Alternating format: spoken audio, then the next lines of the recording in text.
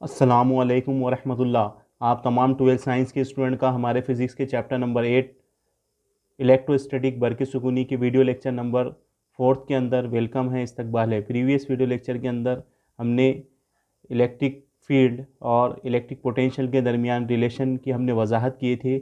आज की इस वीडियो लेक्चर में हम देखने वाले हैं, जैसा कि आपको नोट्स के अंदर दिखाई दे रहा है, सिफर बरकी कवा, जिसे इंग्लिश में ज़ीरो पोटेंशियल कहा जाता है। ज़ीरो पोटेंशियल उर्दू में हम उसको सिफर बरकी कवा कहते हैं। इसके तसव्वुर की वजाहत कीजिए। तो इससे पहले हमको पता है कि बरकी कवा क्या होता है, फिर हम ज़ीरो कवा की बात करेंगे, सिफर कवा की हम बात करेंगे। तो सबसे पहले हमको कवा पता होना चाहिए, बरकी कवा किसे कहते हैं हम, बरक़ी-सुकूनी कवा या बरकी कवा।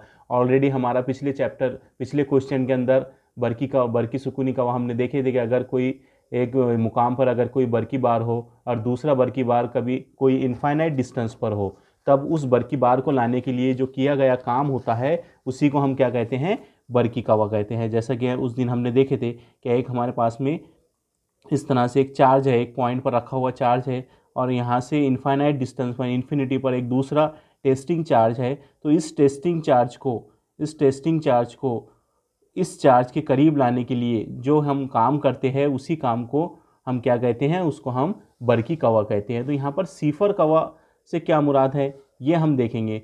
सिफर कवा एक बहुत इंपॉर्टेंट टॉपिक होता है, बहुत इंपॉर्टेंट यहाँ पर अहमियत रखता है इलेक्ट्रिक पोटेंशियल के अंदर।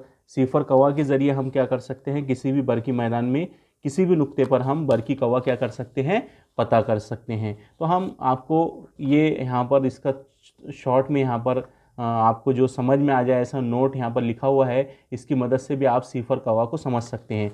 मैं इसी एग्जांपल में आपको लेकर आता हूँ। सिफर कवा कहाँ मिलेगा हमको, तो अब यहाँ कंसिडर करते हैं हम कि यहाँ पर एक बरकी बार है, हमारा पॉजिटिव प्लस क्यू बरकी बार है। इसके अतराफ में ये इसका इन्फिनिटी पर एक पॉइंट चार्ज है, या ये पॉइंट है एक कहाँ पर, इन्फिनिटी पर, इन्फिनिटी पर क्या है, ये एक पॉइंट है यहाँ पर। ठीक है, तो जाहिर सी बात है यहाँ पर क्या होगा, इसका बरकी मैदान होगा, इसके अतराफ में क्या होगा, यहाँ पर बरकी मैदान मौजूद होगा। यानी यहाँ तक क्या करेंगे, इलेक्ट्रिक फील्ड, इलेक्ट्रोस्टैटिक फोर्स क्या करेंगे, यहाँ पर अमल करेंगी। तो यहाँ पर हम किसी भी नुक्ते पर अगर देखते हैं इलेक्ट्रिक पोटेंशियल, तो वो हमको कुछ ना कुछ मिलेगा।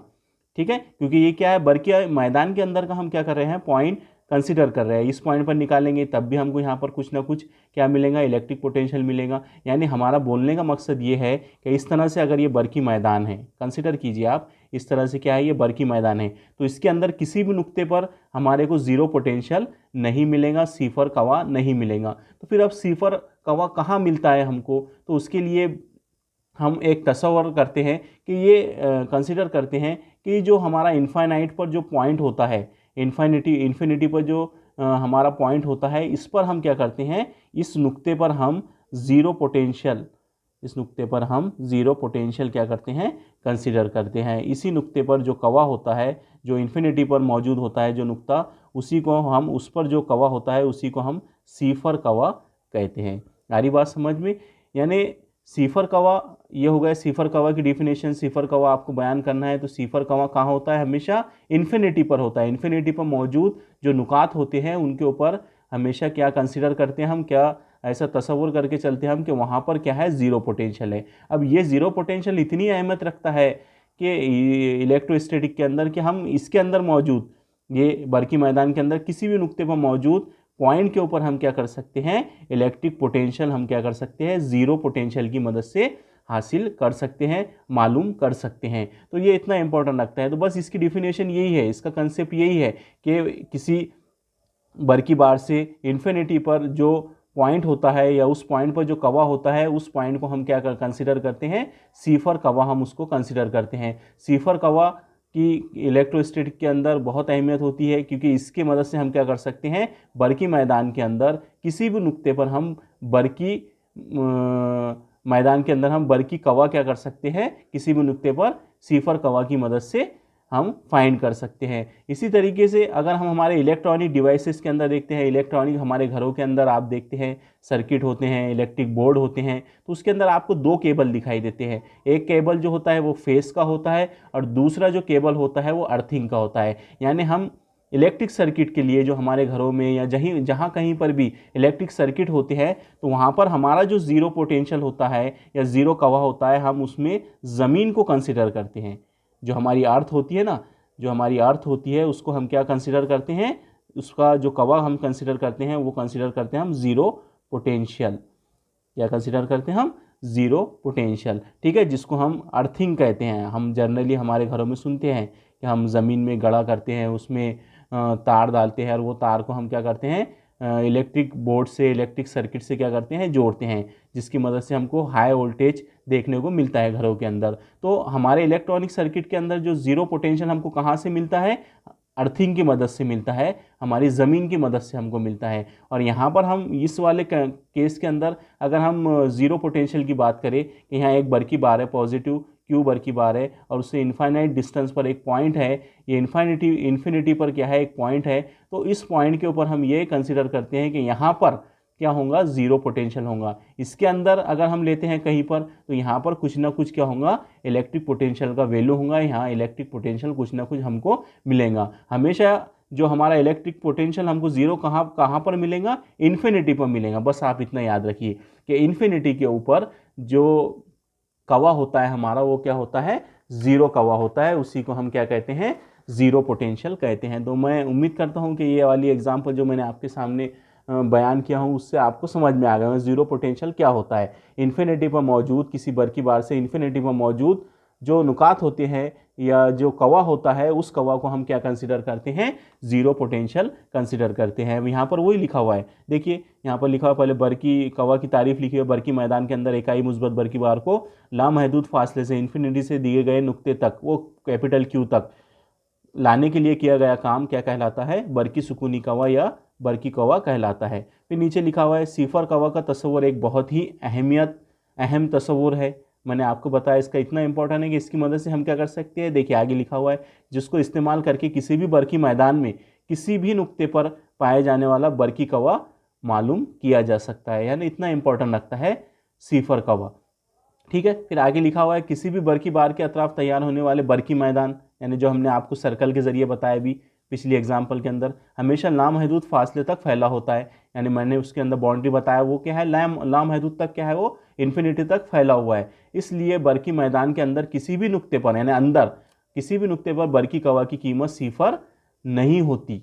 ये भी बात आपको समझ में आएगी। अंदर का कोई भी अगर पॉइंट लेते हैं हम, उस पर बरकी कवा कभी भी सिफर नहीं होता है। इसलिए लामहदूद फासले पर यानी इन्फिनिटी पर बरकी कवा की कीमत को सिफर कवा माना जाता है। जैसा मैंने आपको एग्जाम्पल के अंदर बताया कि ये इन्फिनिटी के ऊपर यहाँ पर हम क्या कंसिडर करते हैं कि यहाँ पर क्या होता है, ज़ीरो कवा होता है, सिफर पोटेंशियल हम क्या करते हैं वहाँ पर कंसिडर करते हैं। ठीक है, पाया माना जाता है। सिफर कवा को एक रेफरेंस पॉइंट के ज़रिए यूज़ किया जाता है। ठीक है, एक रेफरेंस के लिए, एक हवाले के लिए क्या किया जाता है, उसको इस्तेमाल किया जाता है। रेफरेंस पॉइंट के तौर पर क्या होता है, आप याद रखिए, सिफर कवा को एक रेफरेंस पॉइंट, जैसा हमारा एक ओरिजिन होता है, एक्स एक्सिस और वाई एक्सिस में हम देखते हैं ओरिजिन, वो हमारा एक रेफरेंस पॉइंट होता है, एक इंडिकेशन देता है कि यहाँ से हम क्या कर सकते हैं, कहीं का भी पोटेंशियल क्या कर सकते हैं, पता कर सकते हैं। बरकी मैदान में कहीं पर भी हम पोटेंशियल रेफरेंस पॉइंट की मदद से यानी सिफर कवा के ज़रिए हम क्या कर सकते हैं, पता कर सकते हैं। आमतौर पर किसी भी बरकी दौर में यानी इलेक्ट्रिक सर्किट में, जो मैंने बात किया, इलेक्ट्रिक सर्किट में ज़मीन को यानी हमारी अर्थ को सिफर कवा के तौर पर तस्लीम किया जाता है। यानी इलेक्ट्रिक सर्किट के अंदर जो हमारा ज़ीरो कवा हम जहाँ पर कंसिडर करते हैं, ज़ीरो कवा हम जिसको मानते हैं, वो क्या होती है, हमारी ज़मीन होती है। इस अमल को जहाँ पर हम ज़मीन को ज़ीरो पोटेंशियल के तौर पर इस्तेमाल करते हैं, उसको हम क्या कहते हैं, अर्थिंग कहते हैं। ठीक है, तो ये हो गया हमारा सिफर कवा। अब चलिए आगे हमारे पास में अगला क्वेश्चन है कि एक यूनिट पॉइंट चार्ज, जिसको हम उर्दू में कहते हैं एक नुक्ता नुमा बरकी बार, एक चार्ज है हमारे पास में। ठीक है, एक चार्ज दिया हुआ रहेगा हमारे को। ठीक है, पॉइंट चार्ज, जिसको यूनिट पॉइंट चार्ज भी बोल सकते हैं आप, यूनिट पॉइंट चार्ज उर्दू में कहा जाएगा एक नुक्ता नुमा बरकी बार के जरिए पैदा होने वाले बरकी सुकूनी कवा के लिए ज़ाब्ता खस कीजिए। यानी हमको एक पॉइंट चार्ज कंसिडर करना है। उस पॉइंट चार्ज के अतराफ में मालूम है आपको क्या क्रिएट होगा, उसके अतराफ में बरकी मैदान क्रिएट होगा। जैसा मैंने ये डायग्राम के अंदर बताया आपको कि भाई एक हमने पॉइंट चार्ज, इसको ही कंसिडर करो, आपके यहाँ पर हमने क्या किए, एक यूनिट पॉइंट चार्ज लिए, इसके अतराफ में क्या क्रिएट होगा, इसके अतराफ में बर्की मैदान क्रिएट होगा। तो हम क्या करेंगे, एक नुक्ता कंसीडर करेंगे, जैसा फॉर एग्जांपल ये नुक्ता है, तो इस नुक्ते के ऊपर यहाँ से इसका फासला हम कंसीडर करते हैं कि आर है, यहाँ से लेकर यहाँ तक की इस पॉइंट का फासला क्या है, आर है।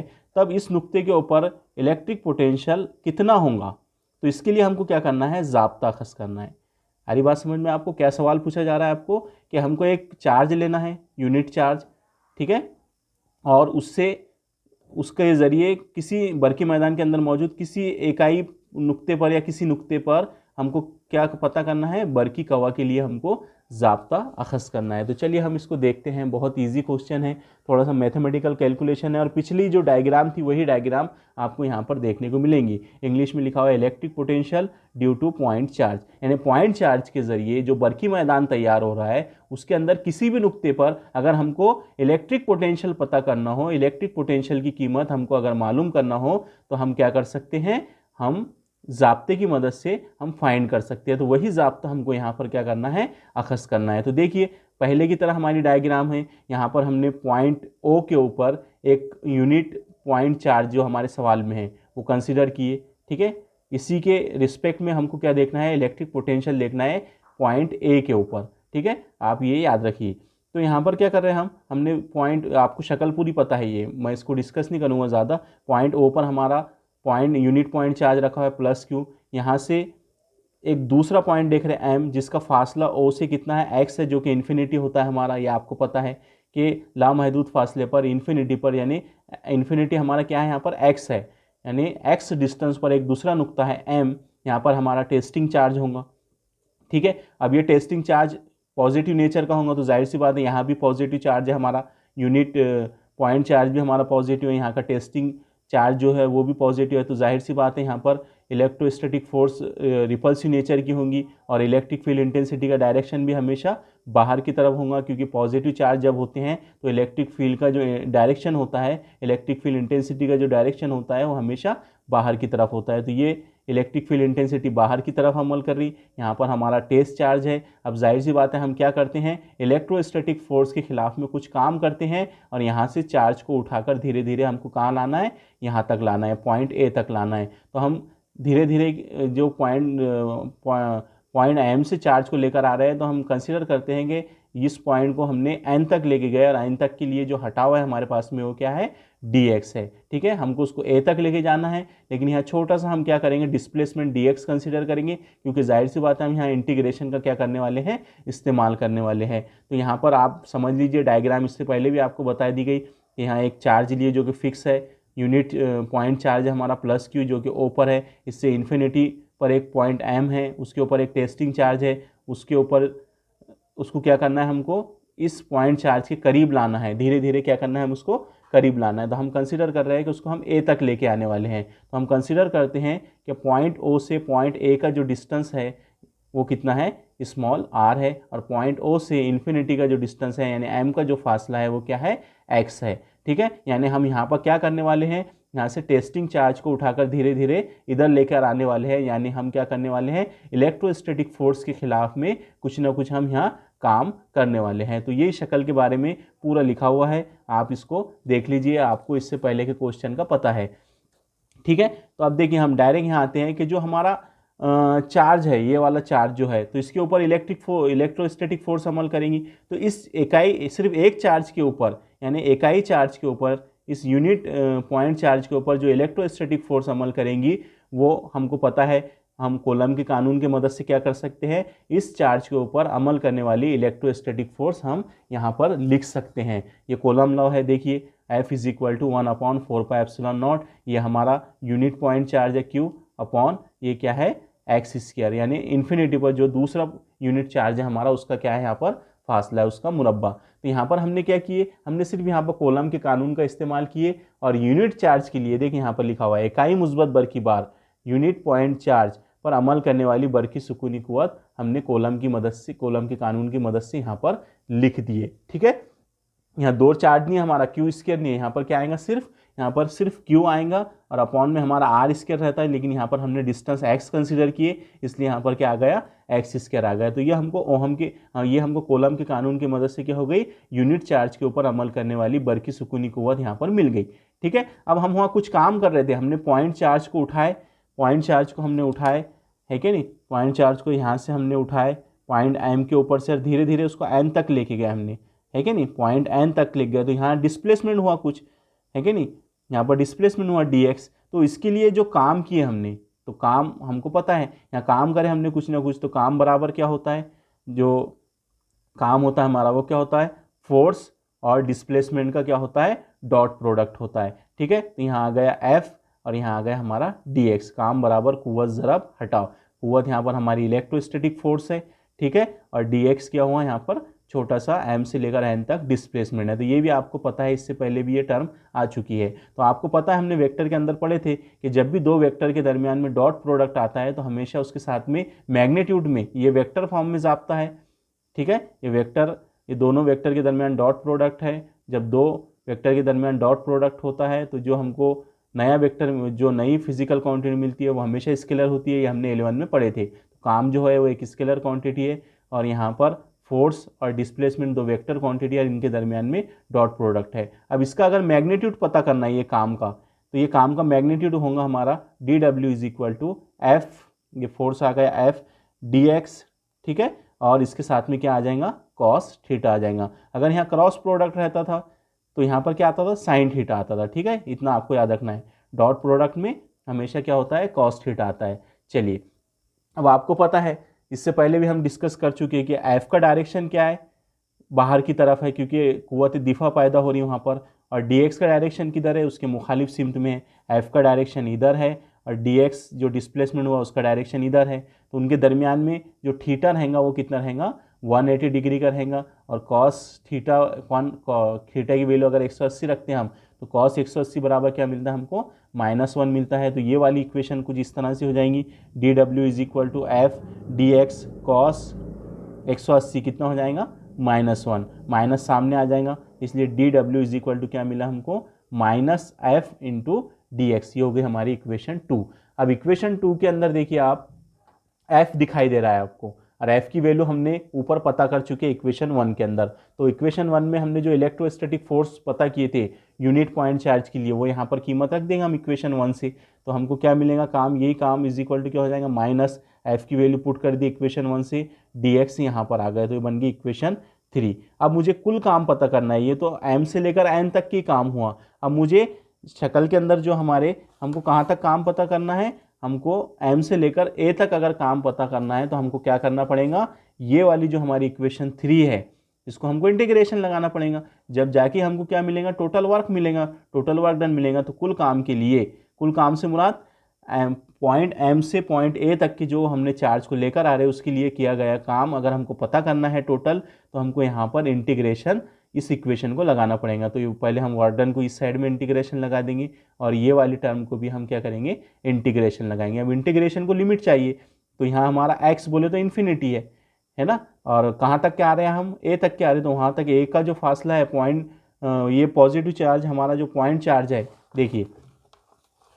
लिमिट कहाँ तक है हमारे पास, यहाँ से लेके यहाँ तक, पहली ये लिमिट ये है infinity, x is equal to क्या हमारा, इन्फिनिटी। a तक लेकर आ रहे हैं तो यहाँ से इस पॉइंट चार्ज से a का फासला कितना है, r है। तो हमारी लिमिट क्या हो जाएंगी इंटीग्रेशन की लिमिट हो जाएगी हमारी इन्फिनिटी टू r। ठीक है, इंटीग्रेशन लगा दो, इंटीग्रेशन का सिंबल, इधर लिमिट दे दो इन्फिनिटी टू r। ये फार्मूला जैसा कि वैसा यहाँ पर इक्वेशन 3 लिखी हुई है। अब इक्वेशन 3 के अंदर देखिए 1/4πε0 q, ये कांस्टेंट है, 1/, ये वाली टर्म 1/4πε0 q, ये कांस्टेंट है। इसको क्या करेंगे हम, इंटीग्रेशन से बाहर निकालेंगे, क्योंकि कांस्टेंट का इंटीग्रेशन 0 होता है। तो ये देखिए यहाँ पर इंटीग्रेशन से हमने इसको बाहर निकाल दिए, तो ये हम यहाँ इंटीग्रेशन ऑफ dw को कंसिडर करते हैं, हमको पूरा वर्क मिल गया w। ठीक है, अब इधर 1/4πε0 और q को हमने बाहर निकाल दिया क्योंकि वो कांस्टेंट है। अब इंटीग्रेशन लग गया किसको, सिर्फ यहाँ कुछ नहीं बचा है, 1 है, 1/, नीचे क्या है x², इधर dx। अब इससे पहले जो हमने क्वेश्चन सॉल्व किए थे वहाँ पर भी ऐसी टर्म आई थी 1/r²। तो इसका मैंने इंटीग्रेशन आपको पिछले वीडियो में बताया था। इस टर्म का इंटीग्रेशन क्या होगा, इस टर्म का इंटीग्रेशन क्या होगा आपको पता है, क्या होगा इसका इंटीग्रेशन, इसका इंटीग्रेशन होता है -1/x। क्या होता है -1/x, ठीक है। और उसको हम लिमिट लगा देते हैं, हमारे पास में लिमिट है इन्फिनिटी टू r, ठीक है। तो आपको याद रखना है कि इसका जो इंटीग्रेशन होगा, मैंने पिछले वीडियो लेक्चर के अंदर आपको बताया था, इसका इंटीग्रेशन क्या होगा हमारा -1/x, और लिमिट है हमारे पास इन्फिनिटी टू r, ठीक है। तो अगली टर्म इस तरह से रहेंगी, देखिए वही टर्म है कि टोटल वर्क डन है कि नहीं, पॉइंट M से लेकर पॉइंट A तक का जो टोटल वर्क डन है W is equal to -1/4πε0Q।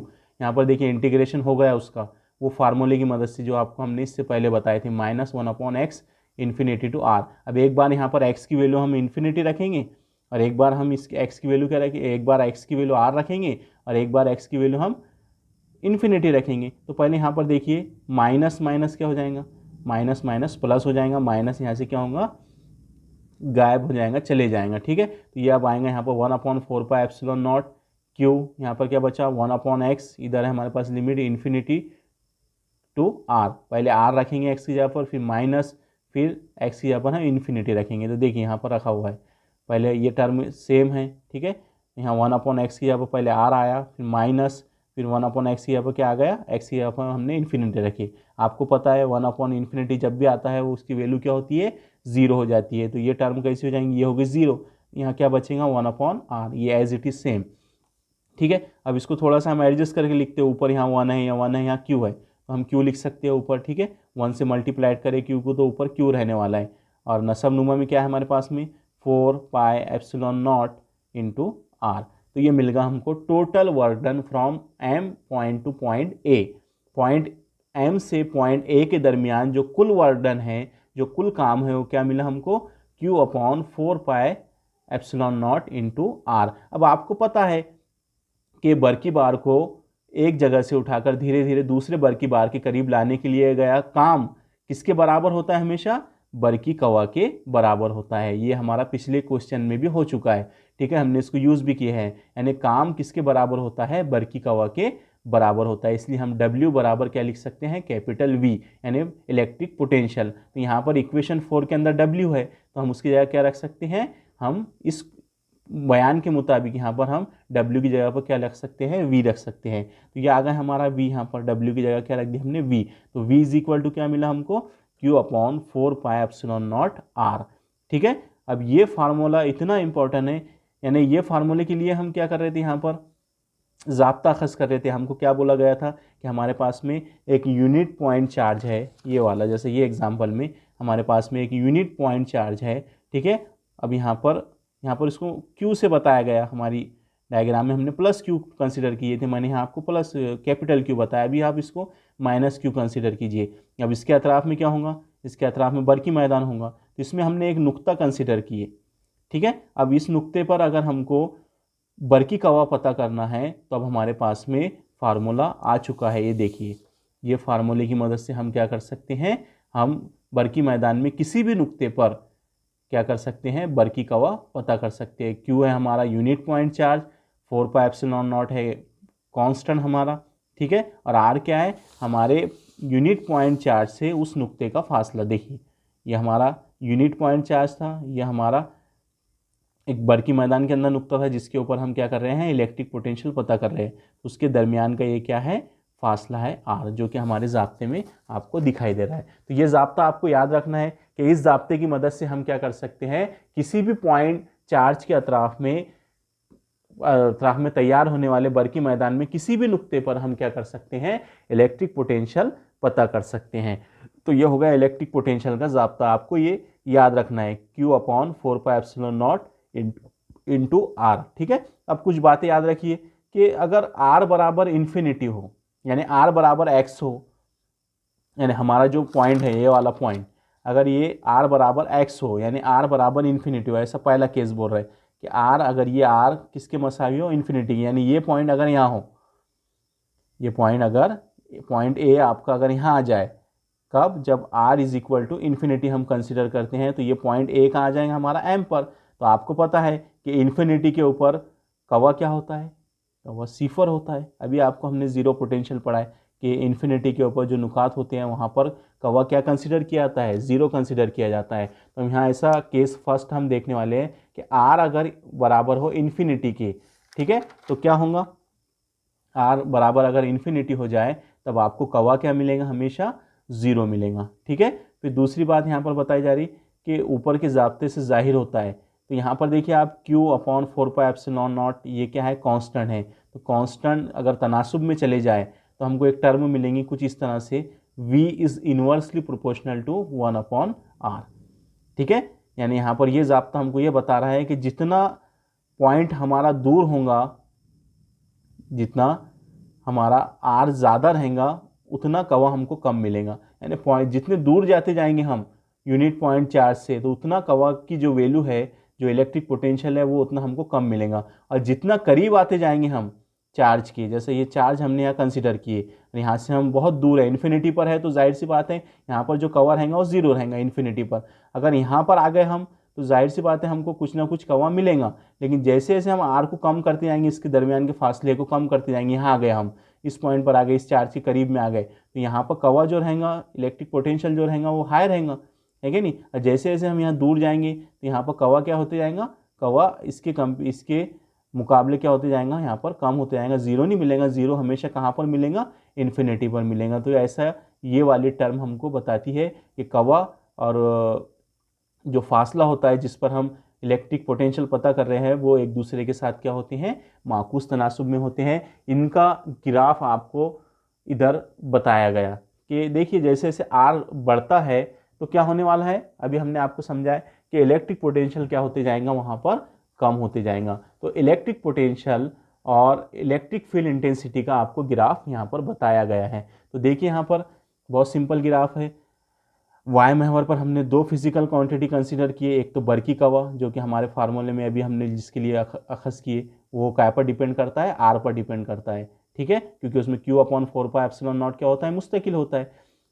तो यहाँ पर आर जैसे जैसे बढ़ रहा है, देखिए यहाँ पर वी का जो ग्राफ है वो ब्लू पेन से बताया गया, यानी वाई एक्सिस पर 2 क्वांटिटी ली हुई है। बर्की कवा के लिए हमने ब्लू पेन इस्तेमाल किए और बर्की हिद्दत यानी इलेक्ट्रिक फील्ड इंटेंसिटी के लिए हमने रेड वाला क्या किए, यहाँ पर हमने पेन इस्तेमाल किए। अब ये वाला जो एक्सिस है, एक्स पर देखिए फासला है, क्योंकि ये दोनों इलेक्ट्रिक पोटेंशियल और इलेक्ट्रिक फील्ड इंटेंसिटी ये दोनों भी डिपेंड करते हैं आर पर। ठीक है, ये इलेक्ट्रिक फील्ड के लिए, ये इलेक्ट्रिक फील्ड पोटेंशियल के लिए है, यानी अभी हमने देखे V is inversely proportional to R होता है, और ये 1/r² किसके लिए होता है, E is inversely proportional to R²। तो दोनों भी जो है इलेक्ट्रिक पोटेंशियल और इलेक्ट्रिक फील्ड इंटेंसिटी दोनों भी किस पर डिपेंड करते हैं, आर पर डिपेंड करते हैं। तो यहाँ देखिए आप धीरे धीरे यहाँ से जैसे जैसे आर बढ़ते जा रहा है तो ये ग्राफ ऊपर से नीचे आते जा रहा है। यानी यहाँ पर हमको ये समझ में आ रहा है कि जब आर कम होता है तो पोटेंशियल ज़्यादा होता है, यानी जितने करीब रहेंगे हम यूनिट पॉइंट चार्ज के उतना कवा ज़्यादा रहेगा। जैसे जैसे हम उससे दूर जाते जाएंगे यानी आर बढ़ते जाएगा तो क्या होते जाएगा, ये ग्राफ देखिए नीचे की तरफ आ रहा है। ठीक है, यानी यहाँ पर ये समझ में आता है हमको कि आर बढ़ने पर क्या होता है, कवा कम होते जाता है, धीरे धीरे उसकी वैल्यू क्या होती है, कम होती है। जब हम इन्फिनिटी पर पहुँच जाते हैं तो ये वाला जो हमारा ग्राफ है कवा का, ये कहाँ पर आ जाता है, 0 पर आ जाता है। तो इसी तरह इलेक्ट्रिक फील्ड इंटेंसिटी को भी आप यहाँ से समझ सकते हैं कि आर कम होगा तो इलेक्ट्रिक फील्ड इंटेंसिटी ज़्यादा रहेंगी, और आर बढ़ेगा तो इलेक्ट्रिक फील्ड इंटेंसिटी क्या होती जाएंगी, कम होती जाएंगी। ठीक है, तो ये हो गया हमारा ग्राफ, बहुत सिंपल ग्राफ है। ठीक है, चलिए अब अगला जो सवाल है ये आपने 11 में पढ़ चुके हैं। 11 का अगर आप देखते हैं इलेक्ट्रोस्टैटिक्स, तो वहाँ पर हमने इलेक्ट्रिक डायपोल पढ़े थे, है कि नहीं, इलेक्ट्रिक डायपोल। अभी मैं इसको आपको इसके सामने बस इसका सवाल देख लीजिए आप, बर्की 2 कुतुब इलेक्ट्रिक डायपोल से क्या मुराद है इसकी वजाहत कीजिए। चलिए हम आपको थोड़ा सा 11 का याद दिलाए थे। इलेक्ट्रिक डायपोल किसे कहते हैं, इलेक्ट्रिक डायपोल एक ऐसा सिस्टम होता है, एक ऐसा निज़ाम होता है जिसमें 2 चार्ज होते हैं। ठीक है, ये हमारा एक हो गया प्लस Q चार्ज, ठीक है, और ये दूसरा हमारा हो गया माइनस Q चार्ज। यानी इलेक्ट्रिक डायपोल में 2 बर्की बार होते हैं और दोनों बर्की बार जो होते हैं वो एक दूसरे से मुख्तलिफ होते हैं, यानी एक पॉजिटिव होता है और एक निगेटिव होता है। दोनों बर्की बार कुछ फासले से क्या होते हैं, अलहदा होते हैं। तब इस सिस्टम को या निज़ाम को हम क्या कहते हैं, तब हम इस सिस्टम को, ये जो सिस्टम है, ठीक है, 2 बर्की बार है जो अलग अलग नेचर के है, एक पॉजिटिव है एक निगेटिव है, और दोनों क्या है, एक दूसरे से कुछ डिस्टेंस से क्या है, अलहदा है, तब इस सिस्टम को क्या कहा जाता है, इलेक्ट्रिक डायपोल, इलेक्ट्रिक डायपोल। ठीक है, इसी तरह से मैग्नेटिक डायपोल होता है। ठीक है, एक तरफ नॉर्थ पोल होता है, एक तरफ साउथ पोल होता है कि नहीं, हमने मैग्नेटिक फील्ड के अंदर भी पढ़े थे, मैग्नेटिक डायपोल मूवमेंट। इधर अभी इलेक्ट्रिक की बात चालू है। ठीक है, तो इलेक्ट्रिक डायपोल किसे कहेंगे हम, कि जब दो बरकी बार हो और दोनों अलग अलग नेचर के हो, एक पॉजिटिव हो और एक निगेटिव हो, और दोनों कुछ डिस्टेंस से क्या हो, अलहदा हो, तब उस सिस्टम को, उस निज़ाम को हम क्या कहते हैं, इलेक्ट्रिक डायपोल कहते हैं। ये तो होगी इलेक्ट्रिक डायपोल की तारीफ, बल्कि दो कुतुब की तारीफ हो गई। ठीक है, इसके बाद में हमने देखे थे इलेक्ट्रिक डायपोल मूवमेंट।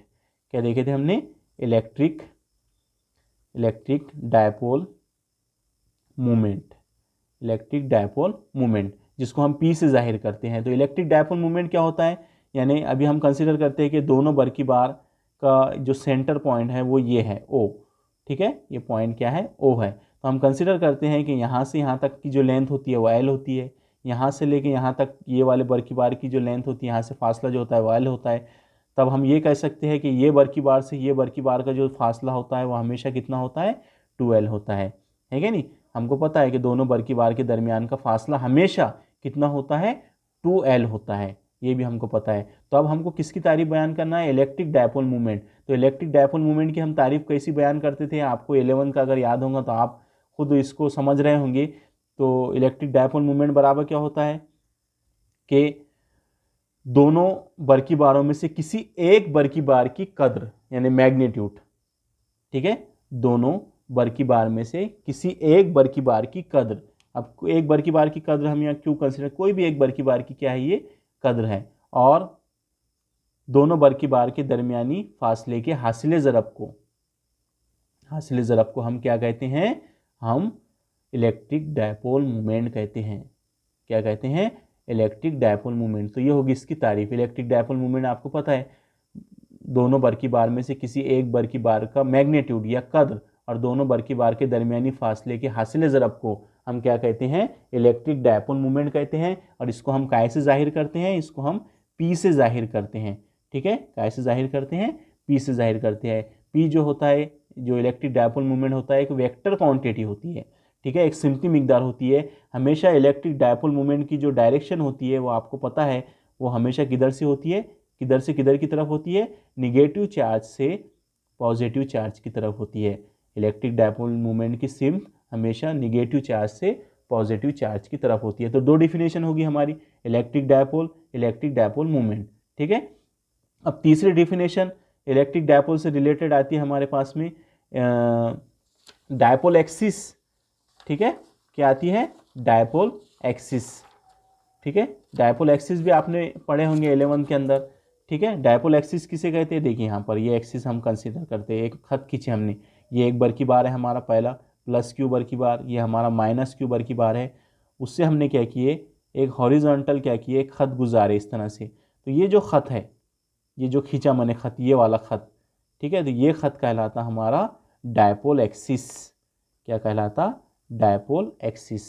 यानी इसकी तारीफ भी हमको पता है, जिसको उर्दू में कहेंगे हम दो कुतबी महवर, दो कुतबी महवर। ठीक है, या डायपोल एक्सिस। डायपोल एक्सिस की तारीफ कैसी बयान करेंगे, जब दोनों बरकी बार से गुजरने वाला खत, दोनों बरकी बार से गुजरने वाले खत को हम क्या कहते हैं, डायपोल एक्सिस कहते हैं।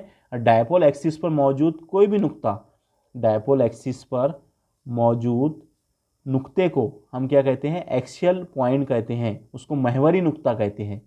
एक्सियल पॉइंट कहते हैं या उसको हम महवरी नुक्ता कहते हैं। तो ये हो गई डायपोल एक्सिस की तारीफ। ठीक है, डायपोल एक्सिस पर जो नुक्ता मौजूद होता है उसके लिए जो झुकाव का जाविया होता है वो हमेशा आपको याद रखना है, वो 0 हो सकता है या 180 डिग्री हो सकता है। यानी महवरी नुक्ते के लिए जो झुकाव का जाविया होता है वो एक तो सिफर होता है, ठीक है, या तो फिर वो कितना हो सकता है, वो 180 डिग्री हो सकता है। ठीक है, तो ये हो गया हमारा दो कुतबी का महवर यानी डायपोल एक्सिस। अब डायपोल इक्वेटर भी देखे होंगे आपने, डायपोल इक्वेटर। डायपोल मैं इसलिए यहाँ पर आपको समझा रहा हूँ क्योंकि इसकी डिफिनेशन ऑलरेडी मेरे पास लिखी हुई है नोट्स में, मैं ये डायग्राम की मदद से आपको समझाने की कोशिश कर रहा हूँ। डायपोल इक्वेटर, जिसको हम उर्दू में कहते हैं इस्तेवा, है ना, दो कुतबी का इस्तेवा। इस्तेवा किसे कहेंगे हम? तो देखिए यहाँ पर ये दो बार की बार है हमारा, प्लस क्यू है, ठीक है, और इधर हमारे पास में माइनस क्यू है। इनका जो मरकज़ी नुक्ता है, इनका जो सेंट्रल पॉइंट है वो ओ है। तो इससे अगर हम एक परपेंडिकुलर एक ख़त खींचते हैं इस तरह से, उमूदन अगर हम ख़त खींचते हैं सेंट्रल पॉइंट से, तो ये कहलाता है हमारा डायपोल इक्वेटर। क्या कहलाता है? डायपोल इक्वेटर, जिसको हम उर्दू में कहते हैं दो कुतबी इस्तेवा। अब दो कुतबी इस्तेवा पर जो नुक्ते मौजूद होंगे, जो पॉइंट होंगे, ठीक है, तो उसको हम क्या कहेंगे? इक्वेटरल पॉइंट कहेंगे, इस्तेवाई नुक्ते कहेंगे। इस्तेवाई नुक्ते के लिए जो झुकाव का जाविया होता है हमेशा थीटा इज इक्वल टू कितना होता है? 90 डिग्री होता है। ये याद रखना है आपको। इस पर मौजूद कोई भी नुक्ता क्या कहलाता है? दो कुतबी का इस्तेवाई नुक्ता कहलाता है। इस एक्सिस पर अगर कोई नुक्ता मौजूद है तो वो महवरी नुक्ता कहलाता है। उसके लिए जो एंगल ऑफ डेलिएशन, उसको एंगल ऑफ कुछ तो मैं भूल रहा हूँ यहाँ पर, उसको उर्दू में कहा जाता है झुकाव का जाविया। जो झुकाव का जाविया होता है महवरी नुक्ते के लिए वो हमेशा 0 हो सकता है या 180 डिग्री हो सकता है। और जो एक्सियल पॉइंट होते हैं, जो इक्वेटरल पॉइंट होते हैं, इस्तिवाई नुक्ते होते हैं, उनके लिए झुकाव का जाविया कितना होता है? 90 डिग्री का होता है।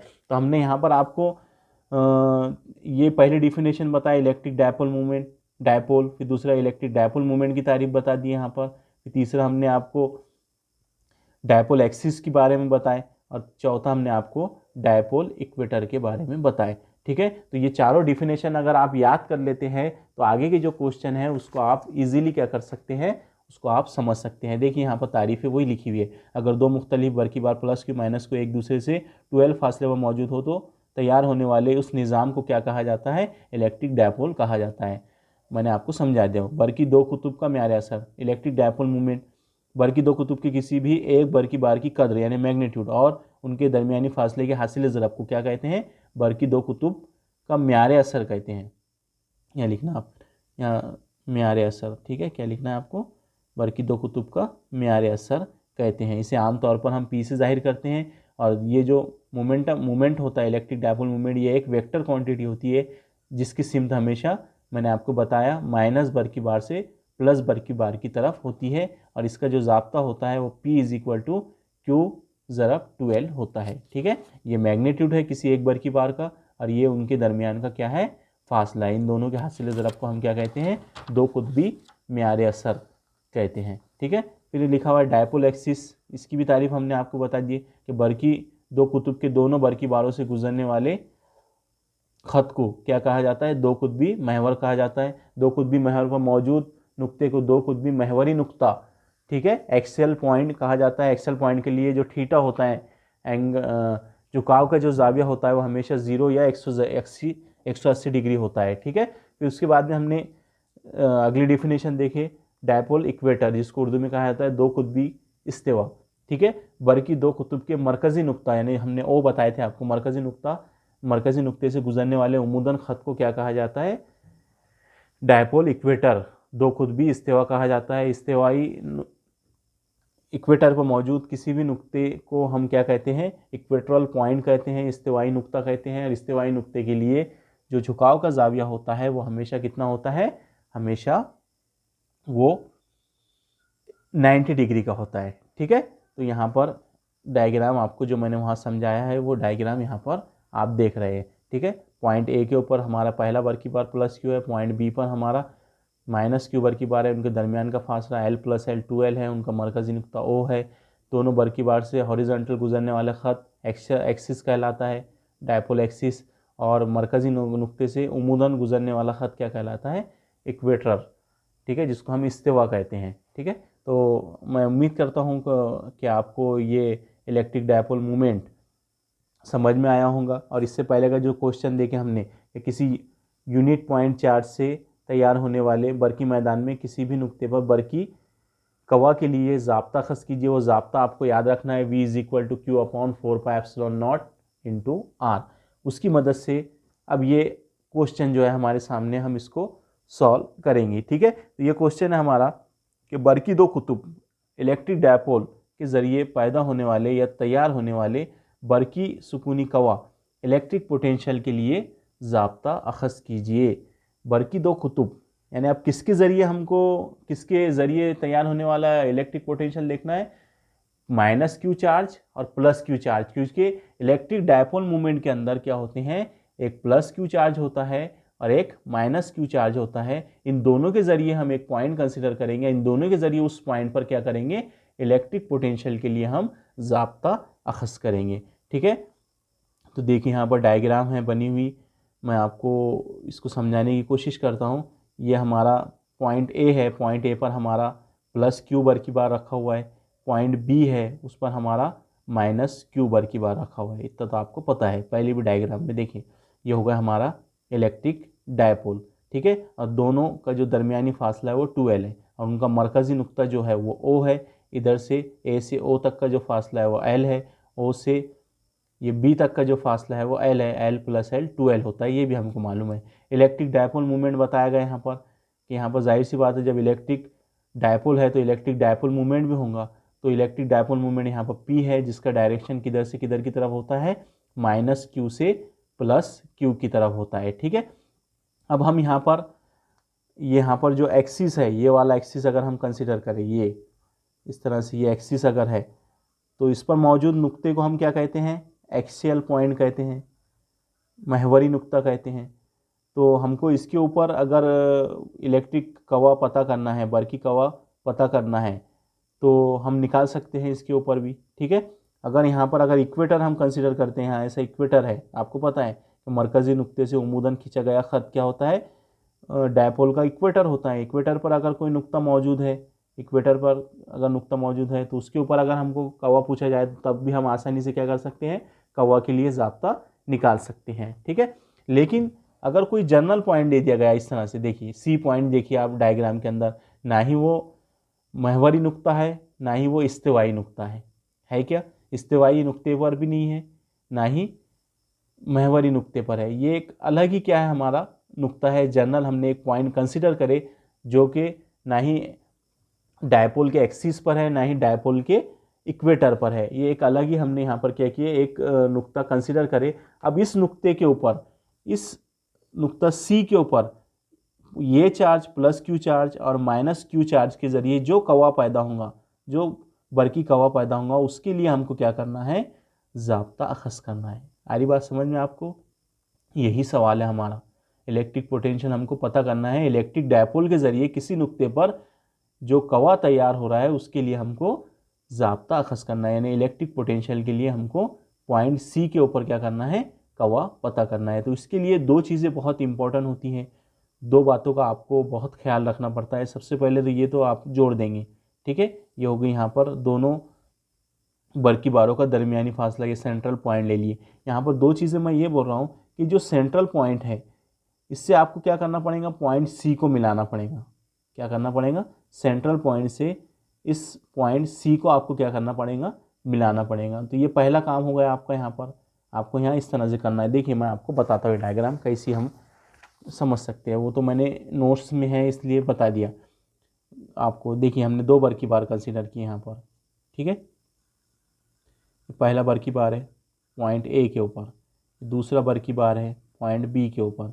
इनका मरकज़ी नुक्ता है ओ, यहाँ से लेकर यहाँ तक इसकी लंबाई है एल, यहाँ से लेकर इसकी लंबाई है एल, ठीक है। अब ना ही हम एक्सिस पर कोई नुक्ता कंसीडर कर रहे हैं, ना ही हम इक्वेटर पर कोई नुक्ता कंसीडर कर रहे हैं, हम एक जनरल पॉइंट यहाँ पर क्या कर रहे हैं, कंसीडर कर रहे हैं, ठीक है। जनरल पॉइंट हम यहाँ पर क्या कर रहे हैं, कंसीडर, यहाँ कर रहे हैं हम कंसीडर, ठीक है। इसको हम पॉइंट सी नाम दिए हमने, ठीक है। अब ये सी पर यहाँ पर प्लस क्यू चार्ज है, यहाँ पर माइनस क्यू चार्ज है। अब ये दोनों चार्ज की वजह से इसका भी बरकी मैदान में ही आ रहा है, इसके भी बरकी मैदान में पॉइंट सी आ रहा, तो इन दोनों डायपोल की वजह से इस पॉइंट सी पर जो कवा क्रिएट होगा, जो बरकी कवा हमको मिलेगा, उसके लिए हमको क्या करना है, फार्मूला अखज़ करना है। तो इसके लिए सबसे इम्पोर्टेंट क्या होता है वही मैं आपको बता रहा। दो बातों का आपको ख्याल रखना है कि जो सेंट्रल पॉइंट है उससे आपको क्या करना है, इसको जोड़ देना है, पॉइंट सी को सेंट्रल पॉइंट से आपको क्या करना है, ये सेंट्रल पॉइंट है हमारा, उससे आपको जोड़ देना है, ठीक है। तो क्या होगा, ये पहला काम आपको कर देना है, ठीक है। दूसरा काम क्या करना है आपको, ये हमारा इलेक्ट्रिक डायपोल का मूवमेंट, ठीक है, इलेक्ट्रिक डायपोल मूवमेंट का डायरेक्शन है, इलेक्ट्रिक डायपोल मूवमेंट हमेशा निगेटिव चार्ज से किधर होता है, पॉजिटिव चार्ज की तरफ होता है। तो यहाँ पर आपको क्या करना है, इस डायरेक्शन में, यानी ये एक्सिस पर ये वाला खत को कंसीडर करना है, इलेक्ट्रिक डायपोल मूवमेंट की डायरेक्शन को कंसीडर करना है, और यहाँ पर आपको क्या करना है, एंगल ड्रॉ करना है, और ये एंगल को नाम देना है आपको थीटा। आ रही है बात समझ में? थीटा कहाँ पर लेंगे हम, कहाँ बनाएंगे थीटा, ये काम करने के बाद में, पहला काम करने के बाद में जो इलेक्ट्रिक डायपोल मूवमेंट का जो डायरेक्शन है उसके रिस्पेक्ट में हमको क्या करना है, थीटा बनाना है। फॉर एग्जांपल अगर यहाँ पर कोई पॉइंट रहता था सी, एक जनरल मैं आपको बता रहा, अगर पॉइंट सी यहाँ रहता था तो सबसे पहला काम हम क्या करते थे, उस पॉइंट सी को हम क्या करते थे, सेंट्रल पॉइंट से जोड़ देते थे, पहला काम। अब दूसरा काम हमको थीटा बताना है, तो थीटा हम ये नहीं लेंगे, यहाँ का इसको नहीं बताएंगे हम थीटा है, क्योंकि यहाँ देखिए ये माइनस क्यू से प्लस क्यू की तरफ हमारा इलेक्ट्रिक डायपोल मूवमेंट का डायरेक्शन इस तरफ है, तो हमको एंगल थीटा कौन सा लेना पड़ेगा, ये वाला एंगल। ये एंगल हमारा क्या रहेगा, थीटा रहेगा, ये एंगल नहीं रहेगा हमारा थीटा, क्योंकि हम जो थीटा ड्रॉ करते हैं हमेशा वो कौन सी किसके रिस्पेक्ट में करते हैं, हम इलेक्ट्रिक डायपोल मूवमेंट की डायरेक्शन में क्या करते हैं, हमेशा थीटा ड्रॉ करते हैं। तो इसका डायरेक्शन इस तरफ है, इसलिए कहीं पर भी अगर हम नुक्ता लेंगे तो इसके रिस्पेक्ट में हम क्या करेंगे, थीटा ड्रॉ करेंगे। तो इस तरह से ये डायग्राम है, ये पहला काम हो गया हमारा। ये हम इसको अभी कट कर देते हैं यहाँ से, ये नहीं लिए हमने, सी इधर बताया गया हमारे डायग्राम में, इसलिए यहाँ पर हमारा पहला काम था सेंट्रल पॉइंट से सी को जोड़ देना। दूसरा काम है कि इलेक्ट्रिक डायपोल मूवमेंट की सिमत में हमको क्या करना है, वो जो लाइन हमने खींची उसके दरमियान में हमको एंगल थीटा बनाना है। ठीक है, तो यहाँ पर हमने एंगल थीटा बना लिए। अब क्या करना है हमको, ये पॉइंट चार्ज से पॉइंट सी का फासला हम यहाँ कंसिडर करेंगे R1, क्लियर, और ये चार्ज से सी का फासला हम कंसिडर करेंगे R2। ऐसा डायग्राम में बहुत अच्छी तरीके से बताया गया, क्योंकि हमको मालूम है कि जो इलेक्ट्रिक पोटेंशियल होता है, इससे पहले जो ज़ाब्ता खस करे हमने, वो R पर डिपेंड करता है, R1 पर भी डिपेंड करेगा, और ये चार्ज के लिए R1 पर डिपेंड करेगा, और इस चार्ज के लिए R2 पर डिपेंड करेगा। इसलिए हमने दोनों को क्या कर लिए, ड्रॉ कर लिए, यानी पॉजिटिव चार्ज से सी को भी हमने फासला बता दिया R1 है, और निगेटिव चार्ज से सी का फासला क्या है, R2 है। तो अब देखिए यहाँ पर ये एंगल तो हमको पता हो गया, ये एंगल तो हमको पता चल गया, इस तरह से मैं ड्रॉ कर रहा हूँ, ये एंगल हमको पता चल गया थीटा। अब ये एंगल कितना होगा, ये एंगल कितना होगा हमारा यहाँ का, ये वाला एंगल, तो ये पूरा कितना है हमारा, ये पूरा कितना था 180 डिग्री, तो उसमें से ये थीटा है, ये थीटा है, तो हम इसको ऐसा लिख सकते हैं 180 माइनस थीटा। तो ये वाला एंगल कितना रहेगा, 180 माइनस थीटा। ये वाला एंगल जो रहेगा हमारा 180, पूरा 180 था, ठीक है, उसमें इतना थीटा है, तो ये वाला एंगल कितना रहेगा हमारा 180 माइनस थीटा। तो ऐसी आपकी डायग्राम है, आप डायग्राम को देखिए, ठीक है, डायग्राम में पूरा क्लियर बता दिया गया। ये एंगल आपका थीटा है, तो ये वाला जो एंगल है वो क्या रहेगा आपका 180 यानी 180 माइनस थीटा, ठीक है।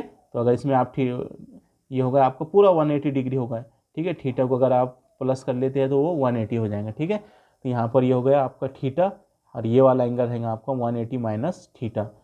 R2 है इस बर की बार से सी का फासला, और R1 है इस बर की बार से सी का फासला, और R है हमारा मरकज़ी नुक्ते से, दोनों डायपोल के मरकज़ी नुक्ते से सी का फासला, ठीक है।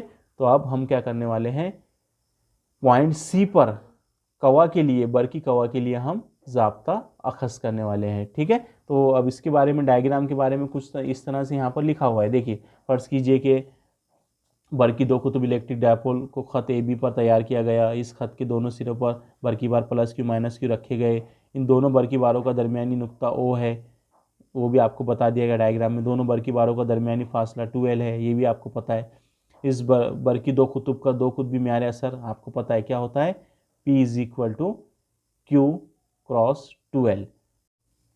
हाँ, तो देखिए मैं कोशिश करता हूँ कि जो डेरिवेशन का पार्ट है इसमें ज़्यादा मैथमेटिकल थोड़ा एक्सप्रेशन है, तो मैं कोशिश कर, बहुत सिंपल एक्सप्रेशन है, और मैंने नोट्स के अंदर लिख के भी दिया हूँ सारी बातें, जो फार्मूले हमने वहाँ यूज़ किए हैं। लेकिन मैं ऐसा सोचता हूँ कि अगर मैं आपको खुद यहाँ पर करके बताऊँ, अगर कि जो ये दोनों बर की बार प्लस क्यू बर की बार और माइनस क्यू बर की बार, यानी इसको हम कहते हैं इलेक्ट्रिक डायपोल, तो ये दोनों ये इलेक्ट्रिक डायपोल की ज़रिए इस पॉइंट सी पर जो कवा अमल करेगा, उसके लिए जो कितना कवा अमल करेगा उसके लिए हमको क्या करना है, फार्मूला निकालना है। तो हम क्या करेंगे, हमको सबसे पहले यहाँ पर इलेक्ट्रिक डायपोल मूवमेंट पता होना चाहिए। हमको इलेक्ट्रिक डायपोल मूवमेंट पता है कि ये हमेशा निगेटिव चार्ज से पॉजिटिव चार्ज की तरफ होता है। इसका डायरेक्शन यहाँ पर बताया गया P, इसको P से जाहिर करते हैं हम, इसकी तारीफ भी हमने पिछले आगे जो वीडियो लेक्चर इसमें हमने आगे इसकी तारीफ हमने देखा है कि मैग्नेटिक डायपोल मूवमेंट क्या होता है। मैग्नेटिक डायपोल में किसी एक बरकी बार की कद्र और दोनों बरकी बारों के दरमियानी फासले के हासिल ज़रब को हम क्या कहते हैं, इलेक्ट्रिक डायपोल मूवमेंट कहते हैं। तो हम यहाँ लिख लेते हैं, चलिए देखिए अब हम यहाँ लिखते हैं, हमको पता है electric dipole movement is equal to क्या होता है, पी इज इक्वल टू किसी एक बरकी बार की कद्र ज़रब दोनों बरकी बार का दरमियानी फासला। ये आपको ये टर्म याद रखना है, ये होता है दो कुतबी मेयार असर। ठीक है, अब हम क्या करेंगे, अब आपको पता है इससे पहले के जो क्वेश्चन में हमने क्या किए कि एक यूनिट पॉइंट चार्ज के ज़रिए किसी नुक्ते पर, इस यूनिट पॉइंट चार्ज के ज़रिए तैयार होने वाले बरकी मैदान में किसी नुक्ते पर बरकी कवा हमने फाइंड किए, इसके लिए हमने ज़ाब्ता अखज़ किए थे। ठीक है, तो हमको पिछले क्वेश्चन में पता है। तो अब यहाँ पर हमारे पास में दो चार्ज है, अब एक चार्ज नहीं, यहाँ पर यूनिट चार्ज दो है हमारे पास में, एक प्लस क्यू चार्ज है हमारे पास में और एक माइनस क्यू चार्ज है। तो पहले हम देखेंगे कि इस चार्ज के ज़रिए पॉइंट सी पर कितना कवा हमको मिलेगा, फिर उसके बाद में हम देखेंगे इस चार्ज से पॉइंट सी पर हमको कितना कवा मिलेगा। तो हम यहाँ पर ऐसा लिख सकते हैं कि Q1 या प्लस Q, हमने Q1 नहीं बताया यहाँ पर, प्लस Q बरकी बार, देखिए आप प्लस Q बरकी बार के ज़रिए नुक्ता C पर तैयार होने वाला कवा, बरकी कवा दर्जा झैल होगा। क्या होगा, पिछला फार्मूला याद कीजिए, क्या था formula, V is equal to Q upon 4 pi epsilon naught into R, ये ज़ाब्ता था, अभी हमने पढ़े। ठीक है, तो यहाँ पर अब हमको दो बरकी बार है हमारे पास, पहले ये बरकी बार के लिए देख रहे हमने यहाँ लिखे प्लस Q बरकी बार के ज़रिए नुक्ता C पर तैयार होने वाला बरकी कवा दर्जा झैल होता है। तो हम पॉइंट कवा, ये हम कवा किसके ज़रिए देख रहे हैं, प्लस Q बरकी बार के ज़रिए, तो हम इसको V1 नाम दे देंगे। और ये जो हमारा चार्ज है इसका भी हमारे पास में नेचर है, ये प्लस Q है, और यहाँ से जो फासला है ये बरकी बार से ये पॉइंट C का, ये भी हमको दिया हुआ है R1। तो ये फार्मूला हमारा कुछ इस तरह से हो जाएगा। तो ये पॉजिटिव Q बरकी बार के ज़रिए नुक्ता C पर अमल करने वाला बरकी कवा हमने लिख लिए पिछले ज़ाब्ते का इस्तेमाल करके। अब इसी तरीके से इस बरकी बार के ज़रिए इस पॉइंट पर यानी पॉइंट C पर तैयार होने वाला कवा, सिमिलरली ऐसे लिखेंगे, माइनस Q बरकी बार के ज़रिए नुक्ता C पर तैयार होने वाला बरकी कवा दर्जा झैल होगा। ऐसे हम सेम निकालेंगे, यहाँ से क्या होगा, वहाँ से नुक्ता माइनस Q के ज़रिए पॉइंट C पर कवा क्या रहेगा हमारा, V2 इज इक्वल टू क्या लिख सकते हैं हम, माइनस Q चार्ज है, अब माइनस Q चार्ज के ज़रिए पॉइंट C पर तैयार होने वाला कवा 1/4 पाई एप्सिलॉन नॉट, ये तो कांस्टेंट होता है। ठीक है, अब यहाँ देखिए फासला क्या है डायग्राम में, निगेटिव चार्ज से पॉइंट C का फासला क्या है यहाँ पर, R2 है। ठीक है, तो हम यहाँ पर क्या कर देंगे, अब R2 लिख लेंगे। देखिए ये होगा पहला बरकी बार के ज़रिए कवा और ये दूसरे बरकी बार के ज़रिए कवा, तो दो कवे मिल गए हमको क्योंकि हमारे पास में दो बरकी बार है। ठीक है, और ये दोनों बरकी बार का जो हम के ज़रिए हमने जो कवा निकाले, ये आगे जो हमने अभी पढ़े कि यूनिट पॉइंट चार्ज के ज़रिए तैयार होने वाले बरकी मैदान में किसी नुक्ते पर बरकी कवा के लिए ज़ाब्ता खस कीजिए, वो ज़ाब्ते का हमने यहाँ इस्तेमाल किए। अब यहाँ दो बरकी बार है इसलिए हमको दो इलेक्ट्रिक पोटेंशियल मिले। अब मैं अगर पूछूँ पॉइंट C पर ये दोनों बरकी बार का मजमूई कवा क्या होगा, तो हम ऐसा लिख सकते, दोनों बरकी बारों के ज़रिए नुक्ता C पर तैयार होने वाला मजमूई कवा क्या हो जाएगा, दोनों बरकी बार की, इनको हमको जमा कर देना पड़ेगा। V इज इक्वल टू हो जाएगा V1 प्लस V2। ठीक है, तो V मजमूई कवा, V1 की वैल्यू है आपके पास में क्या है, plus Q upon 4 pi epsilon naught R1 plus, ठीक है, V2 की वैल्यू भी आपके पास minus Q upon 4 pi epsilon naught R2। ठीक है, इतना समझ में आ गया।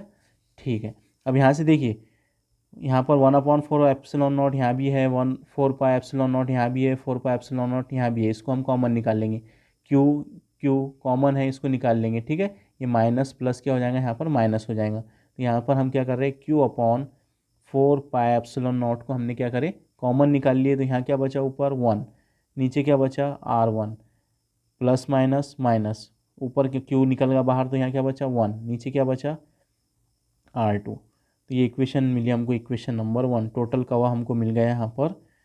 अभी हमारा फार्मूला अखज़ नहीं हुआ यहाँ पर, इसको हम इक्वेशन नंबर 1 नाम देते हैं। अब देखिए यहाँ पर इक्वेशन 1 के अंदर हमारे यहाँ पर है 1/R1 माइनस 1/R2। यानी हमको क्या करना है, ये डायग्राम के अंदर देखिए आप, ये R1 है, यानी ये पॉजिटिव क्यू चार्ज से C का फासला जो है वो R1 है, और निगेटिव चार्ज माइनस क्यू से C का फासला क्या है, R2 है। इन दोनों की कीमत हमको पहले पता करनी है, फिर उसके बाद में हम 1/R1 और 1/R2 क्या कर सकते हैं, उसका रेसिप्रोकल ले सकते हैं, उसका माकूस हम क्या कर सकते हैं, ले सकते हैं। तो देखिए यहाँ पर, यहाँ तक आ गया आपको समझ में। चलिए अब देखिए यहाँ मुसल्लस दिख रहा है आपको, मुसल्लस AOC दिख रहा है, मुसल्लस AOC यहाँ लिख रहे हैं हम, मुसल्लस OAC में हमको क्या करना है, अब R1 पता करना है, क्योंकि इक्वेशन 1 में देख रहे हैं आप यहाँ पर पहले R1 पता करना है। तो ये मुसल्लस में से हमको R1 मिलेगा, फिर ये मुसल्लस दिख रहा है आपको OBC, इससे हमको क्या मिलेगा, R2 मिलेगा। तो मुसल्लस हम पहले R1 फाइंड करेंगे, फिर R2 फाइंड करेंगे, फिर उनका हम माकूस निकाल लेंगे 1/R1 और 1/R2 की वैल्यू निकाल लेंगे, फिर इसको हम इक्वेशन 1 में पुट करेंगे। तो आप गौर से देखिए 1/R1 हमको मुसल्लस OAC से मिलने वाला है। तो यहाँ पर देखिए ये एंगल को देखिए, ये एंगल को देखिए और ये एंगल को देखिए, यहाँ पर कोई भी एंगल कायमतुज़ ज़ाविया मुसल्लस, कोई भी कायमतुज़ ज़ाविया नहीं है। यानी यहाँ पर जो थीटा है वो कहीं पर भी 90 डिग्री हमको ज़ाविया जो है वो 90 डिग्री कहीं पर भी दिखाई नहीं दे रहा है। यानी यहाँ पर कायमतुज़ ज़ाविया मुसल्लस नहीं है। कायमतुज़ ज़ाविया मुसल्लस अगर होता था तो हम क्या कर सकते थे, आसानी से हम ये R1 की वैल्यू हम पाइथागोरस थ्योरम की मदद से क्या कर सकते थे, फाइंड कर सकते थे। तो यहाँ पर अब अगर हमको R1 पता करना है तो हम क्या करेंगे, यहाँ पर इस मुसल्लस में, मुसल्लस OAC में हम क्या करेंगे, कोसाइन रूल इस्तेमाल करेंगे। क्या करेंगे, R1 फाइंड करने के लिए कोसाइन रूल इस्तेमाल करेंगे। ठीक है, तो देखिए अब कोसाइन रूल क्या होता है। तो ये मुसल्लस है हमारे पास में, मुसल्लस AOC। तो इसमें आप देख रहे हैं ये वाला एंगल क्या है, थीटा, ये हमको पता है। तो हमको क्या करना है, कोसाइन रूल में क्या करना है कि ये जो एंगल है थीटा, इसके मुकाबिल का ज़िला क्या है, R1। तो इसको लिख लेना है पहले, इसका स्क्वायर लेना है, R1 स्क्वायर। ये पहला काम। मैं आपको क्या कर रहा हूँ, इसका ईजी ट्रिक बता रहा हूँ कोसाइन रूल का। ठीक है, आप इस तरह से इसको याद रखिए, थीटा के सामने का जो मुकाबिल का ज़िला है उसको पहले लिख लेना है, उसका स्क्वायर ले लेना है। तो मुकाबिल का ज़िला क्या है इसकी, R1 square is equal to, अब दो ज़िले बच रहे हैं मुसल्लस के, एक है R और एक है L। फिर क्या करना है, इज इक्वल टू कर देना है, फिर लिखना है आपको R square plus L square. आपने ये R स्क्वायर ले लिए प्लस L स्क्वायर ले लिए। फिर क्या करना है आपको, यहाँ पर देखिए कोसाइन रूल में -2 लिखना है, R ज़रब L ऐसा लिख देना है, 2RL। ठीक है, इस तरह से याद रख लो इसको। पहले हमने दोनों ज़िलों का स्क्वायर लिया, उनका मजमूआ किए, फिर बाद में -2 से हमने क्या करें, इन दोनों को ज़रब दीजिए, 2RL। अब कोसाइन रूल है तो यहाँ क्या आएगा, कॉस थीटा। ये थीटा हमारा एंगल, ठीक है, कॉस थीटा। तो यहाँ पर हमने क्या किए, मुसल्लस OAC में हमने कोसाइन रूल इस्तेमाल किए। तो कोसाइन रूल कुछ इस तरह से होगा इस मुसल्लस में। तो मैंने आपको इसकी इजी ट्रिक बताया कि आपको इस तरह से क्या करना है, इसको याद रखना है। अब देखिए यहाँ पर मैं क्या करने वाला हूँ, यहाँ से इस तरफ की जो टर्म है, ये R1 square as it is लिख रहा मैं, यहाँ से इस टर्म में से मैं क्या करने वाला हूँ, R स्क्वायर को कॉमन निकालने वाला हूँ। तो R स्क्वायर को अगर मैं निकाल लूँ कॉमन, यहाँ से यहाँ से यहाँ से, तो R स्क्वायर यहाँ से निकल गया, तो यहाँ क्या बचा 1 प्लस, यहाँ तो R स्क्वायर था नहीं, तो हमको नसब नुमा में R स्क्वायर लिखना पड़ेगा, क्योंकि यहाँ से हमने R स्क्वायर को क्या करे, बाहर निकाल लिया, इसलिए नसब नुमा में R स्क्वायर देना ज़रूरी है। -2RL cos theta.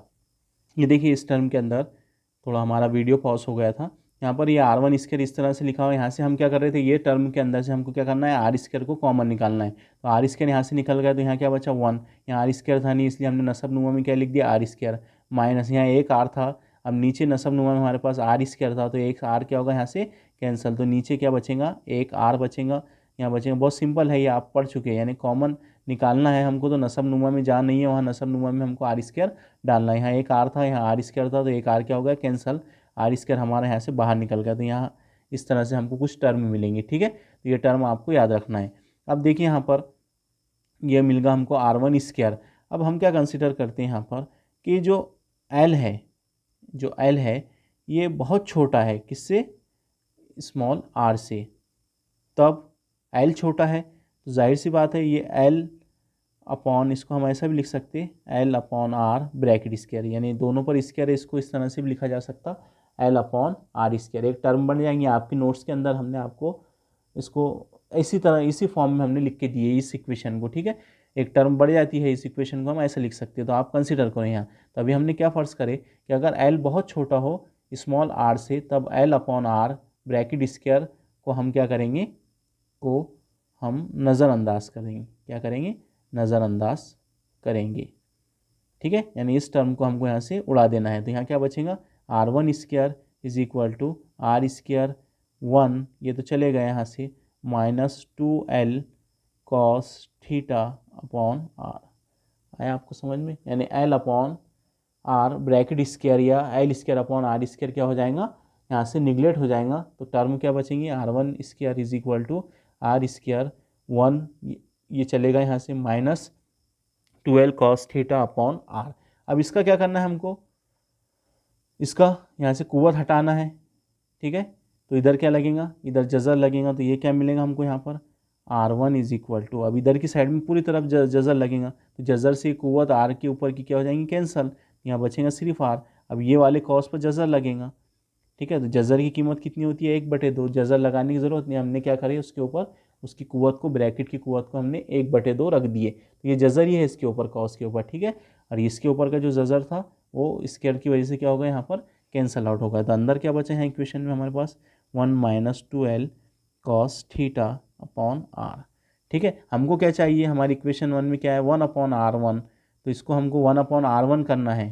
तो इसको क्या करना पड़ेगा, हम इक्वेशन का माकूस कर देना पड़ेगा, हमको क्या करना पड़ेगा, इक्वेशन का माकूस कर देना पड़ेगा। तो ये इक्वेशन कुछ इस तरह से हो जाएंगी, देखिए मैं यहाँ लिख रहा हूँ, इधर R1 है, ये चले जाएगा 1 के बटे में, ये माकूस होगा इसका 1 अपॉन R1।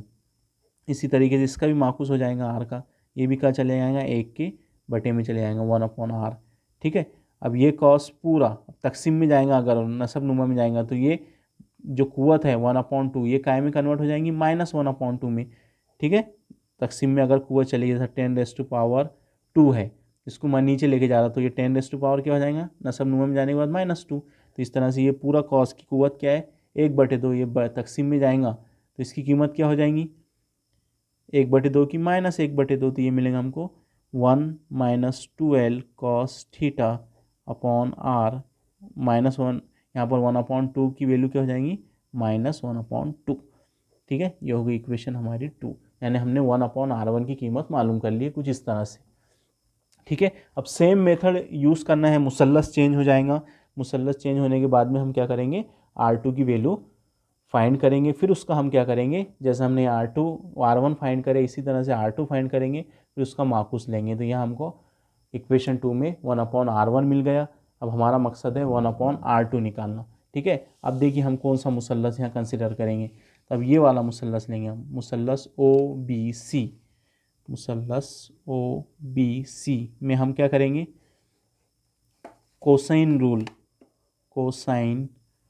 रूल इस्तेमाल करेंगे, इस्तेमाल करने पर, ठीक है, कोसाइन रूल इस्तेमाल करने पर। तो क्या है कोसाइन रूल, क्या रहेगा, देखिए मुसल्लस में, अब यहाँ एंगल अपना ये वाला है 180 माइनस थीटा, इसके मुकाबिल का ज़िला कौन सा है, R2। तो हम क्या करते हैं, कोसाइन रूल में मुकाबिल के ज़िले का इसके लेते हैं, इज इक्वल टू लिख देते हैं। अब दो ज़िले कौन से इसके, एक है R, एक है L, इनका क्या करते हैं हम, इज इक्वल टू होने के बाद में R² plus L² minus 2LR cos theta. Theta हमारा थीटा नहीं है यहाँ पर, अब एंगल देखिए क्या है, 180 माइनस थीटा, तो यहाँ आ जाएगा 180 माइनस थीटा। अगर समझ में, यहाँ पर भी हमने मुसल्लस OBC में कोसाइन रूल क्या करें, इस्तेमाल करें, तो ये टर्म मिल गई। तो आपको एक बात याद रखना है कि कॉस 180 माइनस थीटा बराबर होता है माइनस कॉस थीटा। क्या होता है, माइनस कॉस थीटा, यानी इसकी जगह क्या लिख सकता मैं, माइनस कॉस थीटा। तो ये टर्म इस तरह से हो जाएंगी, R2² is equal to R² plus L² minus 2LR cos 180 minus theta क्या हो जाएगा, माइनस कॉस थीटा, क्या हो जाएगा, minus cos theta, minus minus क्या हो जाएंगे फिर plus, R2² is equal to R² plus L², minus minus क्या हो जाएगा प्लस 2LR कॉस थीटा। समझ में आ गया। अब क्या करे थे हमने इससे पहले कि आर स्क्वायर कॉमन निकाले थे ये साइड से, तो ये R two square as it is, यहाँ से हम आर स्क्वायर कॉमन निकाल रहे, तो यहाँ से आर स्क्वायर कॉमन निकल गया, यहाँ बचा 1, यहाँ बचा एल स्क्वायर, यहाँ आर स्क्वायर यहाँ से भी कॉमन निकला तो नसब नुमा में आर स्क्वायर डालना पड़ेगा, प्लस यहाँ एक आर है, नसब नुमा में आर स्क्वायर है, तो आर से एक आर क्या होगा कैंसल, यहाँ बचेगा 2l cos theta upon R. ठीक है, इस तरह से। तो बस फ़र्क देखिए, इक्वेशन 1 जो हमने जो 1/r1 निकाले, उधर r1 की वैल्यू निकाले, यहाँ माइनस है, यहाँ पर प्लस आया, बाकी सेम है। ठीक है, अब देखिए, अब अगली बार अब क्या करने वाले हम, यहाँ से हमने बताए थे कि l अगर बहुत छोटा हो r से, तब ये जो है l/r ब्रैकेट स्क्वायर, इसको हम क्या करेंगे, इसको नज़रअंदाज करेंगे, इसको निगलेक्ट कर देंगे। नज़रअंदाज करने पर ये टर्म को हम क्या कर देंगे, इस इक्वेशन में से निगलेक्ट कर देंगे। तो क्या मिलेंगे हमको टर्म अगली, अब r2 square is equal to r square, क्या मिलेंगे हमको टर्म r, एक मिनट, तो यहाँ पर हम क्या करेंगे, यहाँ पर हम L square upon R square ये वाली टर्म को निगलेक्ट कर देंगे। तो क्या मिलेगा हमको यहाँ r2 square is equal to R square, यहाँ क्या बचा अब कॉस में 1, ये तो चले गए, ख़त्म हो गया, 1 plus 2l cos theta upon R. ठीक है, इतना आगे समझ में, पहले की तरह है सेम। अब यहाँ से हम क्या करेंगे, इधर की कुव्वत हटेंगी, इधर से क्या होगा, जज़र लगेगा। ठीक है, इधर की साइड में जज़र लगेगा, तो यहाँ हो जाएगा r2, इधर जज़र लगेगा तो ये कुव्वत से इसका जज़र कैंसिल हो जाएगा, यहाँ बचेगा r। इसी तरह से ये कॉस पर जब जज़र लगेगा तो इसकी कीमत हो जाएंगी, जज़र की कीमत 1/2, हम जज़र ना लिखते हुए हम 1/2 क्या कर सकते हैं, लिख सकते हैं। ठीक है, 1/2 हमने यहाँ पर लिख दिए। तो अब यहाँ क्या बचा हमारे पास, अंदर सेम लिख दीजिए आप, 1 2l cos theta upon R. ठीक है, ये मिल गया हमको यहाँ पर r2। अब हमको क्या चाहिए, इसका माकूस चाहिए, इक्वेशन का हम क्या कर देंगे, माकूस कर देंगे, रेसिप्रोकल कर देंगे, यानी हमको 1/r2 चाहिए। तो ये r2 इस तरह से चलेगा, न तरफैन की दोनों जानिब हमने माकूस करे, तो ये हो गया 1/r2, इधर हो जाएगा 1/r। अब ये 1/2 कुव्वत जज़र में जो ये नसब नुमा शुमार को निंदा से नसब नुमा में जाएंगी, तो 1/2 का क्या हो जाएगा, -1/2। तो 1 + 2l कॉस थीटा आर कुव्वत हाफ जो है वो प्लस का क्या हो जाएगा, माइनस, क्योंकि ये नसब नुमा में चले गए। फिर भी हम इसको शुमार को निंदा में लिख रहे, लेकिन आप देखिए कुव्वत इसकी 1/2 प्लस थी पहले, अब क्या हो गई, माइनस हो गई। यार इनका माकूस हुआ तो ये 1 और ये 1 के तकसीम में चले गए, इसका माकूस हुआ तो ये भी 1 के तकसीम में चला गया। तो ये इक्वेशन हमको मिल गई 3। इक्वेशन 2 और इक्वेशन 3 को देखिए, यहाँ प्लस है और यहाँ पर क्या है हमारे पास, माइनस है, बाकी सेम है, देख लीजिए।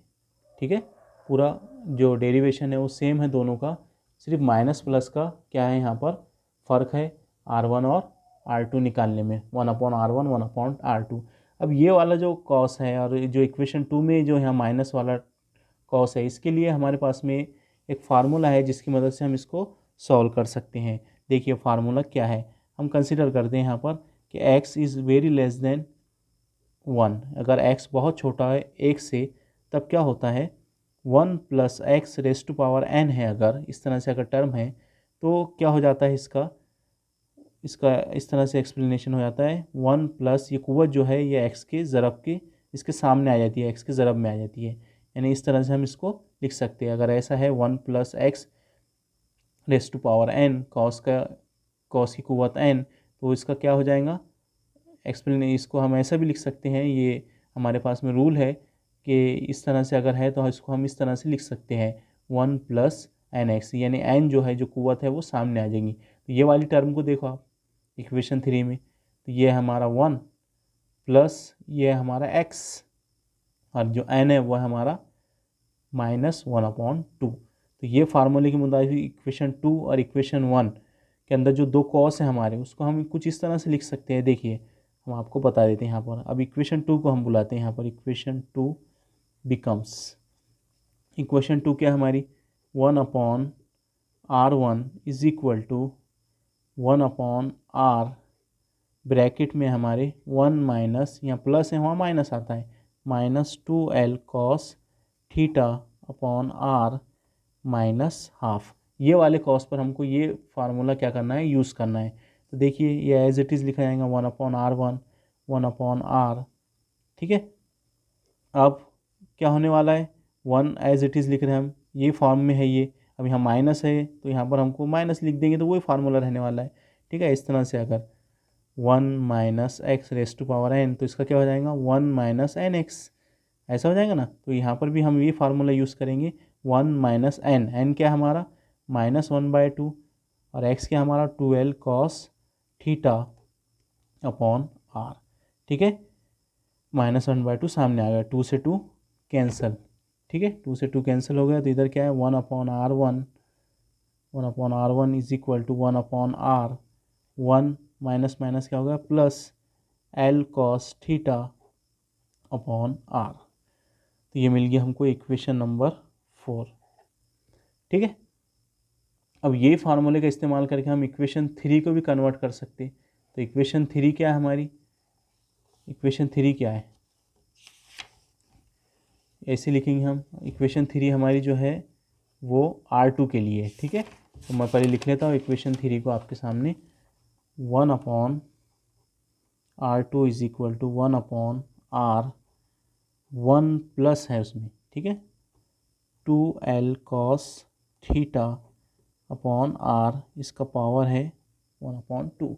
अब हम वही फार्मूला यूज़ करेंगे तो ये क्या होगा 1/R2 is equal to 1/r, 1 plus, अब ये कोस सामने आ जाएंगी 1/2, ठीक है।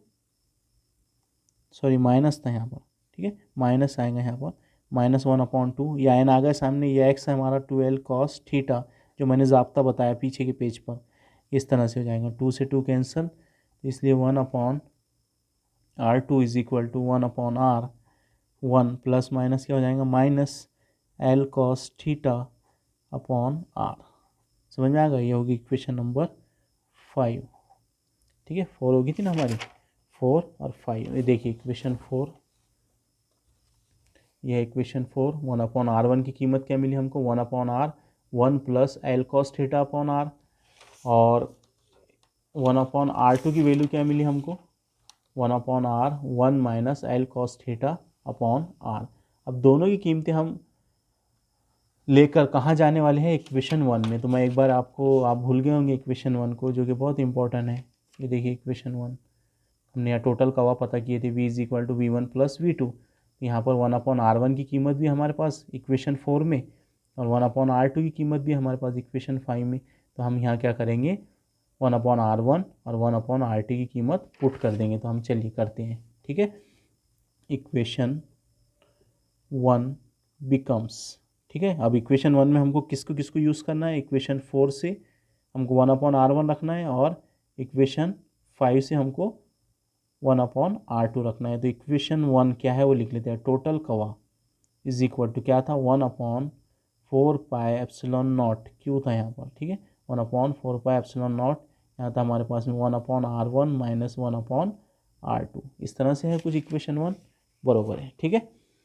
ये है। अब 1/r1 की कीमत क्या है, चलिए रख देते हैं हम, v is equal to q/4πε0।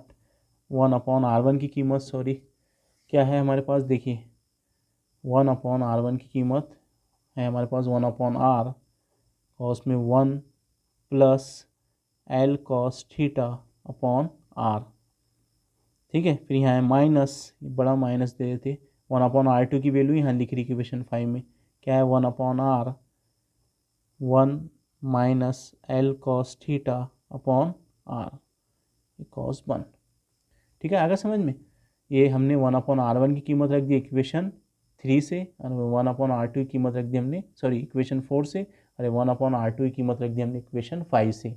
और ये दोनों के दरमियान इक्वेशन 1 में माइनस था, इसलिए यहाँ पर माइनस q/4πε0, जैसा कि वैसा। अब ये टोटल कवा इज इक्वल टू, यहाँ से क्या कॉमन निकलता 1/r, यहाँ भी है 1/r, यहाँ भी है, तो ये q/4πε0 पहले से था, तो 1/r क्या हो गया कॉमन निकल गया। तब अंदर क्या बच रहा हमारे पास में, अंदर बचा हमारे पास 1 प्लस l cos θ/r, ठीक है, minus 1 minus l cos θ/r, upon R, sorry यहाँ पर आर। ठीक है, इतना आ गया आपको समझ में। चलिए अब क्या करेंगे हम यहाँ पर, देखिए थोड़ा सा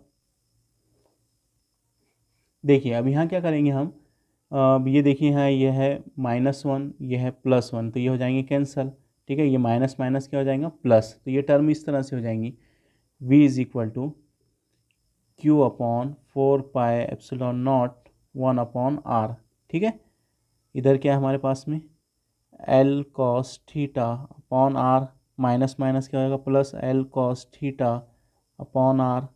ठीक है, तो L cos theta upon R plus L cos theta upon R, ये क्या हो जाएगा, क्या हो जाएगा ये 2L cos theta upon are, है ना। इन दोनों की जमा कर लेंगे क्या आ जाएगा 2L cos theta upon are. इधर क्या है v is equal to q upon 4πε0 1 upon are.